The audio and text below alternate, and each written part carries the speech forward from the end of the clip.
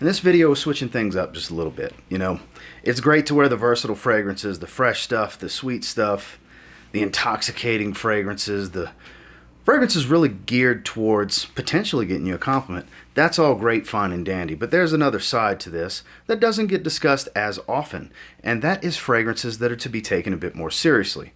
And some of these you're not necessarily going to get a single compliment with, but you're undoubtedly going to be smelled by others. And these are a bit more on the serious, slightly more masculine in some cases, others just a bit more breathtaking and elegant because of maybe some added floral tones, for example. But these are fragrances that you're going to pull out on special occasions when you want to be taken a bit more seriously. This isn't your playful blue fragrances or anything like that. I've got 7 of those that I want to discuss with you. And there's some real variety that can all accomplish pretty much the same goal here. So let's get into them. Stay tuned.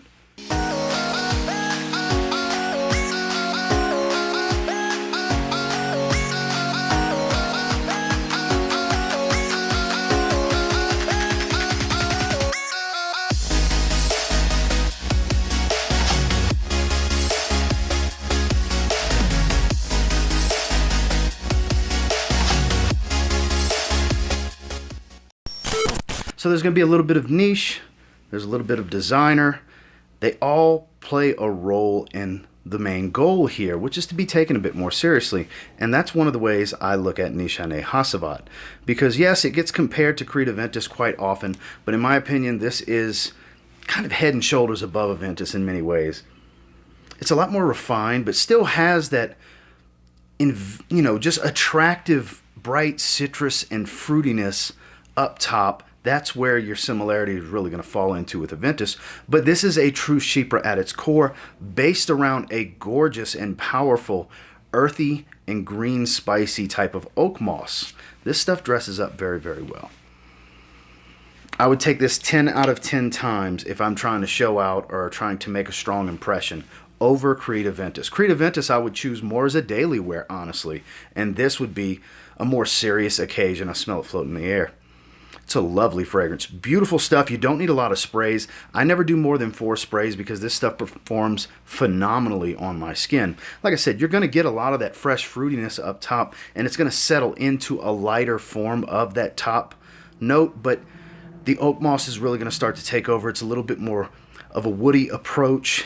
It's not too earthy of an oak moss, but there is a bit of an earthy tone to it. It's more on the herbaceous and slightly green, spicy type of side of oak moss. Not the darkest of oak moss, like I said. That's what I really like about it.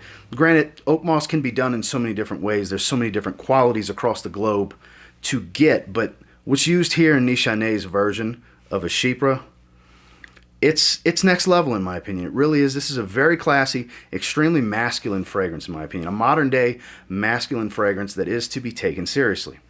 That's why it was kind of the poster child for this video. It's probably going to be in the thumbnail. Haven't made the thumbnail or set the title yet, but this fragrance just screams this video topic. It's Nishane Hacivat. So we go from a more serious and masculine Chypre type of fragrance to a much more modern man's floral style fragrance. So this is a designer fragrance that kind of changed the game for the metrosexual vibe of fragrances that the term men's fragrances kind of took in the mid to late 2000s and even to this point today. Of course, we are talking about the original Dior Homme, this waxy, powdery, lipstick smelling iris note that it's known to be. This is the most well balanced of the iris based Dior Homme fragrances from this line because you get a little bit of freshness, you get a little bit of leather, you get a touch of sweetness, and obviously it's based around this fantasy iris note, but it's pretty well balanced to where, like with Dior Homme Intense for example, it's very sweet compared to this. Dior Homme Parfum, it's a heavy leather based version of this fragrance. Dior Homme Eau is a very light and fresh version of this fragrance. It's something special in my opinion. A bit more bold to the average person because it is based around iris. It does have a familiar scent profile to lipstick because iris is used in a lot of lipstick products, makeup products for women. It smells like a makeup bag as it's known, which makes it a bit more daring for guys to wear. It's definitely a feminine leaning fragrance. Definitely one that you got to have your chest out. You're the confident type to really wear this fragrance, because if you're not a very confident guy in your approach, the way you speak, the way you conduct yourself, fragrances like this can definitely wear you. I don't know how many of you have heard that term before, but somebody that's lacking confidence somewhere with what they have going on, a fragrance can wear you. If the fragrance can be too serious for your style.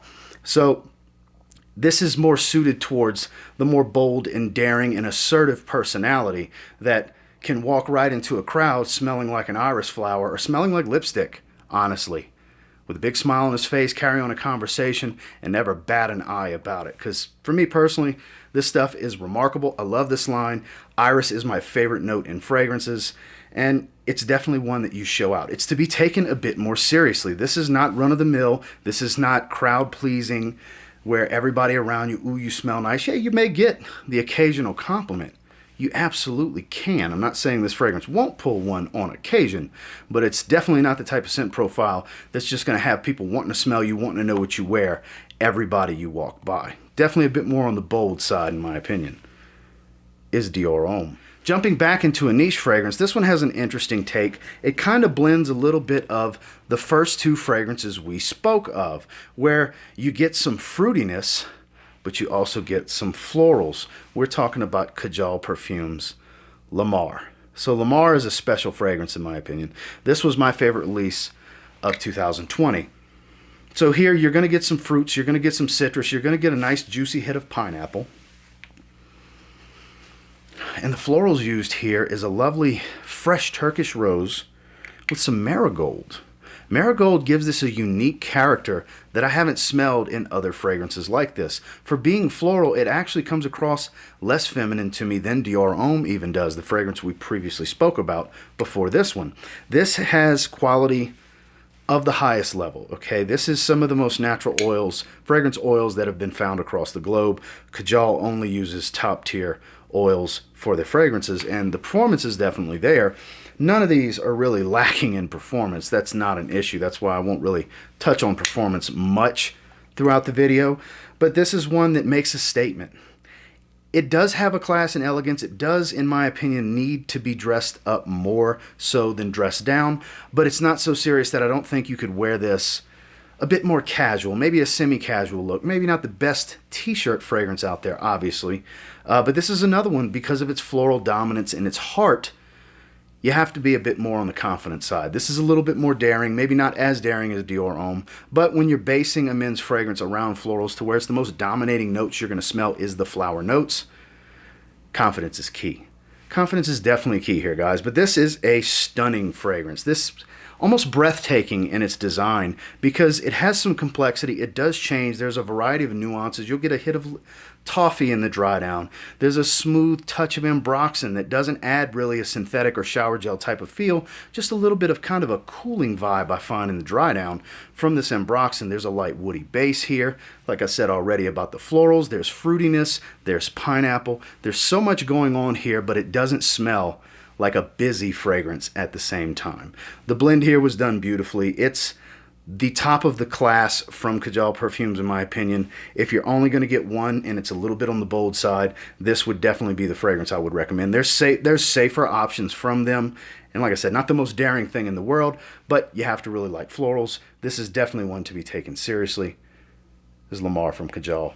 This next designer fragrance is definitely the safest and smoothest in this video. It's a blue fragrance at its core, actually, and it's one of the most popular men's designer fragrance lines in the world. It's the best of the three concentrations that are available on the market at the recording of this video. We're talking about Bleu de Chanel Parfum. Why would I say Bleu de Chanel Parfum is to be taken seriously? Because if you've smelled all three concentrations, you know this is the warm wood.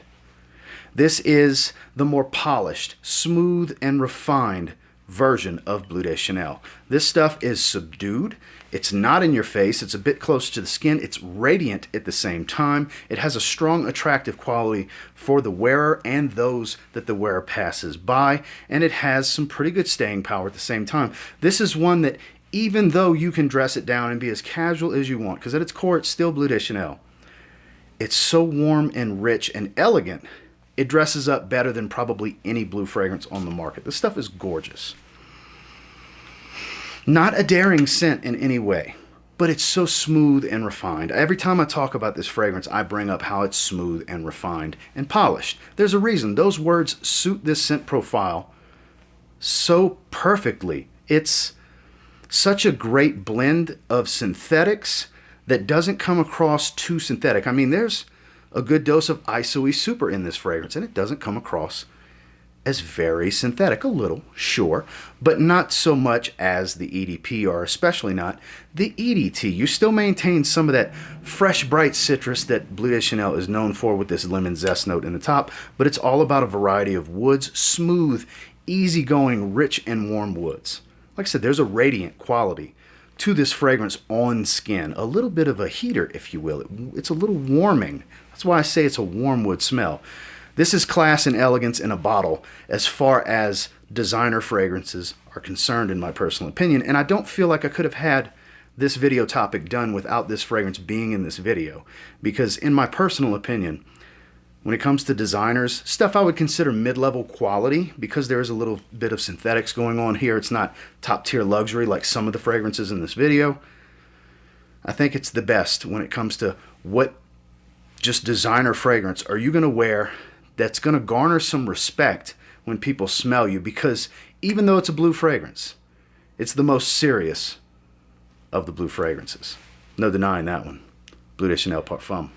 From a safer bet to a bit more daring because it's so dominated with a variety of florals here. Again, I just realized there's a pineapple theme here. This is the third fragrance in this video to feature pineapple. That's a wrap, though. There's no more pineapple fragrances after this.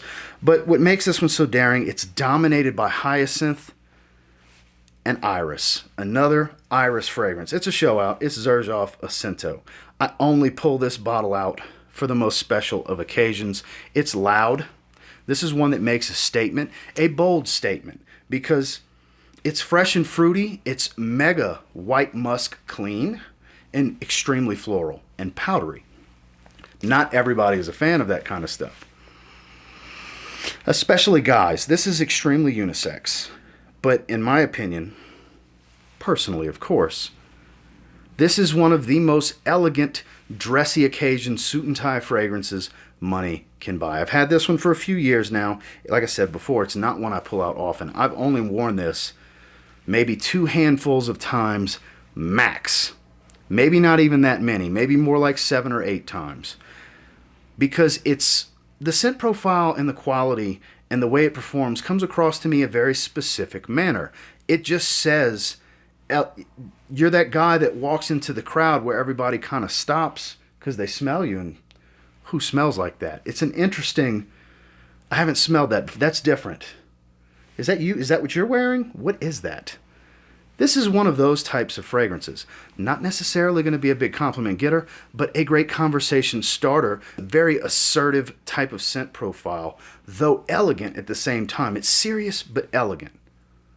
It's very strange the way I'm putting it, I understand, but it's just the way I feel about this particular fragrance. Anybody that's tried this fragrance, I can't imagine them completely disagreeing with me. They may disagree in some aspects, but it's one that's worthy of having the olfactive experience. If you can get yourself a sample, this is one worthy of sampling, especially if you're a fan of iris like I am. This is one of the better iris fragrances ever produced. They're pricey. It's a Xerjoff fragrance, but like I said, class, elegance, but very serious at the same time. This is not one that you're just spraying on, throwing a t-shirt on, and going run errands. Not with this fragrance. This fragrance is to be taken serious, it's to be respected, it's to be dressed up. Talking about Xerjoff Accento. Fragrances that are meant to be taken seriously can come across in many different ways, as I stated in the beginning of the video. Some have kind of make a love letter to the past, if you will, and bring a classic style into the modern day, refine it, polish it, change a few things, like I said, update, and make a love letter to the past. That's a great way to describe Zaharoff's signature Pour Homme. My favorite suit and tie fragrance. I kind of specifically only wear it in those situations. At minimum, an Oxford. Yeah, you can wear this one with a t-shirt. It'll dress up and down. But it's a gorgeous big bright hit of some nice authentic lavender. There's a lot of herbs here, this beautiful blue cypress note that adds this fresh green appeal. There is a touch of floral here. There's a little bit of iris, but it never comes across as an iris fragrance. What really stands out to me is the frankincense and the myrrh used here, which is the signature for this DNA. This fragrance has spawned a ton of amazing flankers, and this is the base DNA where they came from. There's some gorgeous creamy Australian sandalwood here. There's a touch of oud, but it doesn't come across with that oud smell, if you know what I mean. It's more of a warm wood smell, the oud that's used in the Zaharoff signature Pour Homme DNA and line of fragrances. Beautifully composed, very complex, unique, very strong warming quality on my skin without coming across as too spicy, because there is some warm spice here. There's a lot of changes this fragrance will go through. It might smell different. You could line 5 guys up, spray 5 sprays on this, all in the same spots on all 5 guys, and you're going to pick up different things on each one of those gentlemen, because this is one of those fragrances, like I said, love letter to the past of these highly complex, masculine fougere fragrances that have a lot of notes in them. But when they're blended in this manner, skin chemistry is going to dictate what comes out. It has a serious feel. I'm not the only one to say this. It's kind of been dubbed as a boss CEO type of fragrance. This has a certain presence to it. When you smell this fragrance, it doesn't smell playful. It does smell more on the serious side. You're looking to conduct some serious business when you wear this fragrance. It's kind of an essential for a serious businessman, in my personal opinion. Again, like I said, don't really have to touch on performance, but I guess I might as well make a quick footnote. It is above average in longevity, and I've had people tell me they can only do 2 or 3 sprays because it projects like crazy on them. And then in my case, I can do 6 to 8 sprays easily because it's not really strong off of my skin. It's kind of average in projection, arm's length type of stuff, but it does last 8 to 10 hours on my skin easily, even in the summertime. So a true signature scent, but a very serious signature scent. This is for that guy that's conducting serious business on a daily basis if this is going to be your signature scent. The name's fitting, a signature fragrance for men. Don't get me wrong, but it's not just for every guy, in my opinion. Definitely to be taken serious. Zaharoff Signature Pour Homme. Speaking of love letters to the past, this is one of the most masculine, classic, classy style fragrances I've ever smelled. Super elegant. Some may dub as just too much for them to wear. You know, I wouldn't recommend anyone under 30 really giving this one a go. Absolutely a sample first. We're talking about Goodman's for Bergdorf Goodman from Roja Parfums. This is another one that only comes out in the most special of occasions, you know. Kind of like with Xerjoff Accento. When I want the florals, I'm going to go with Accento. When I want that spicy, just oomph type of scent profile, I hope you understand what that growl and that oomph means. That very extremely man's man, masculine type of scent. Bergdorf Goodman is that fragrance. This stuff is just crazy strong, animalic, spicy. There's a deep musky leather. Has that musky warm spice, that radiance, that just animalistic smell to it. This stuff is next level if you're into that kind of stuff, but is so classy at the same time. This is definitely sport jacket and above. This is not even a polo shirt. You're not getting away with, I mean, you can try, you can go for it, you can wear whatever the hell you want, whenever the hell you want. But my personal recommendation is Oxford with a sports jacket and above. This stuff is serious. This is a respect commanding type of scent profile because not everybody's wearing this. You're not going to smell most likely like anyone else around you in any given setting on any given day when you're wearing Bergdorf Goodman. It's just that special in my opinion. Pricey, but smells pricey.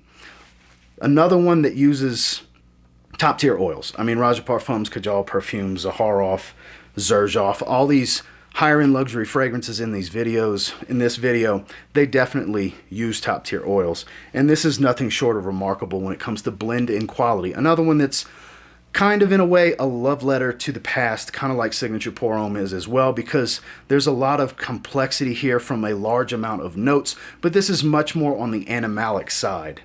This is less refined, but equally as classy, if that makes sense. The blend adds the refinement to the scent profile, in my personal opinion. And this stuff is outrageously strong. Mindful of the sprays in your setting if you're going to get your hands on this one, but definitely to be taken serious. Not for everyone. Very polarizing fragrance. Bergdorf Goodman, Roja Parfums. Well, a bit of a different topic today, I understand. A video that I've been wanting to do for about 2 weeks now. I've actually had the fragrances set to the side for about 2 weeks now. Just kind of trying to find the right time to film and to put it out to you guys for you to watch. Make sure you like, comment, subscribe. I do appreciate all the feedback. I love hearing from you guys. How many of you have tried some of these? I mean, Bleu de Chanel Parfum, Dior Homme, maybe Zaharoff Signature Pour Homme, Nishane. Those are pretty popular and pretty easy to get. Stuff like Lamar from Kajal Parfums. Have you tried that before? What do you think about Bergdorf Goodman? Have you ever gotten your nose on that? Xerjoff Accento. Do you feel the same way I do? These are some of the much more pricey fragrances in the video. There's a lot of variety here. There's, like I said at the beginning, I wanted to go the route of having a multitude of fragrances that could accomplish similar feats without being the same scent profile over and over across different price brackets. And I feel like we accomplished that here today. And until next time, I will say, if you get your hands on any of these 7 and you give them a spray now, I'm pretty confident you'll thank me later, because you'll have picked up a serious ass fragrance. Have a good one, guys.